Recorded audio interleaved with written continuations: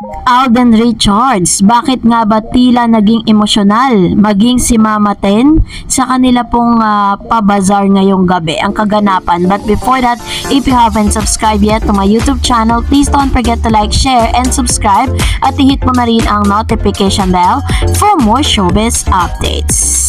Bago tayo of course magpatuloy sa ating updates for today's video, nais ko po muna of course pasalamatan kayo sa palagian ninyong panonood at palagian ninyong pagsubaybay sa mga videos po natin. Maraming salamat po.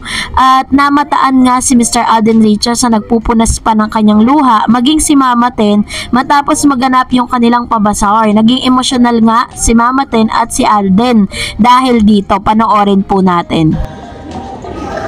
Hindi, nakatouch lang talaga kasi kung kada nasasita ako sa foundation kasi di ba si Richard, alam naman natin na hindi siya nakapagtapos ng college, hindi siya nakapagtapos ng course kung gusto niya, sinikap niya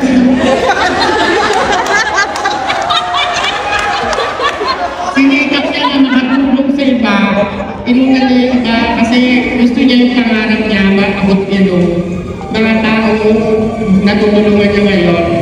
So, hindi siya makakapag-graduate kung hindi sa tulong yung lahat. Kaya maraming salamat talaga sa lahat ng suporta at pagmamahal yung binibigay kay Ate. Dahil nga parang nagsasagal ng maraming salamat sa inyo doon sa mga bumili, doon sa mga hindi nakapunta pero sumusuporta lagi sa mga live selling namin at lahat ng project ni Alden. Maraming salamat at Merry Christmas po sa inyo lahat. Si Jesus na po ang bahala sa inyong katipalaan. So ayan na mga tayo. Etong mga items na hindi na nga naiwasan ni Mama Ten na maiyak dahil po sa mga sacrifices na ginagawa ni Mr. Alden Richards dito po sa kanyang AR Foundation, kung sa isang artista na napaka-busy at napakasikat na talagang nagkakaroon or binubuhos niya po yung oras at pagkakataon niya na imbis na ipinapahinga niya yung mga oras na to, talagang pumunta pa siya sa AR Foundation or the CEO ng AR Foundation para po bigyang daan ito pong pabazar kasi malaki po kasi yung parang maitutulong nito para dun sa mga scholars na pinag-aaral po niya ngayon.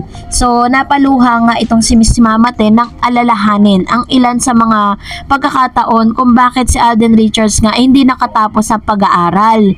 So ngayon din naman si Alden Richards naging emotional din siya habang ikinukwento ito ni Mama Ten sa publiko. Kaya naman sinasabi nito na sobrang lapit sa puso ni Mr. Alden Richards ang foundation na ito.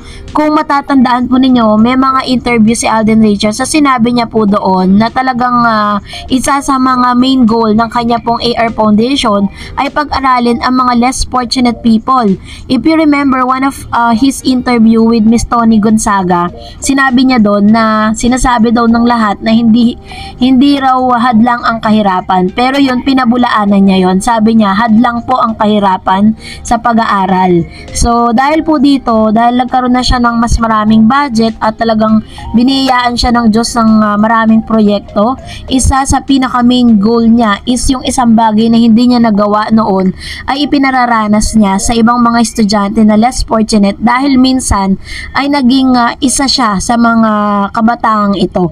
So kaya po talagang pinupush through niya ito pong kanyang foundation na ito. So para po panoorin pa natin ang ilan sa mga kaganapan dito po sa kanyang pabazar. Let's watch this.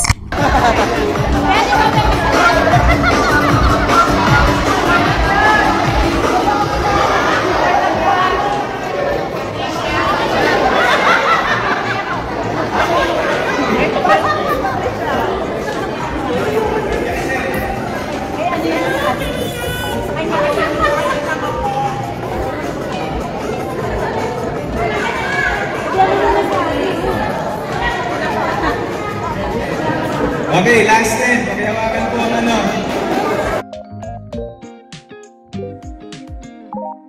4. 60. Kaya po, lapit na po kayo dito. Yung mga natawag na numbers ko.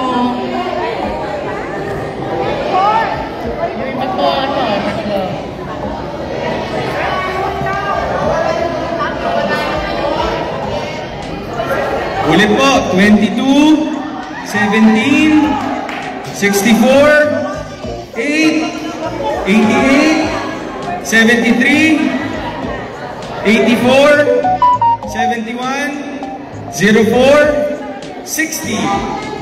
Sali ka, Jerry Boy.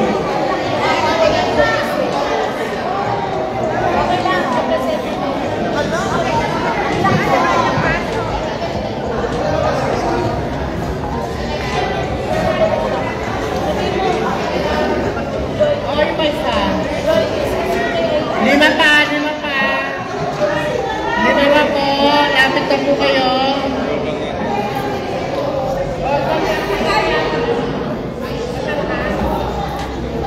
Actually, kahit seniors po, sobrang dali lang ito. Kahit nakapikit, kaya niyo pong gawin to.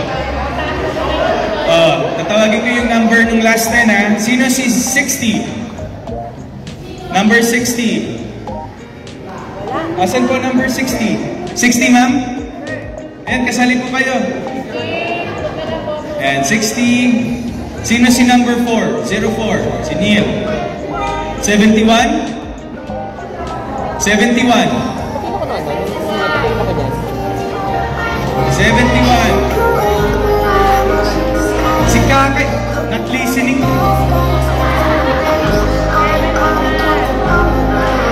71, okay.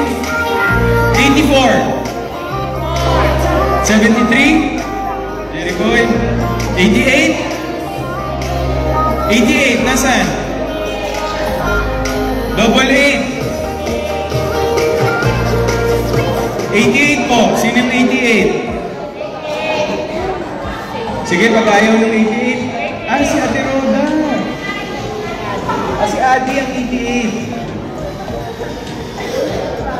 Sino bantay ni Adi? Si Ate. Nakapunta ko Adi. Ah, okay. So, 88. 08. Sino? Si Ate ID. 08. 64. 17. 17. 17 po. 17. 17. 17. 17, wala.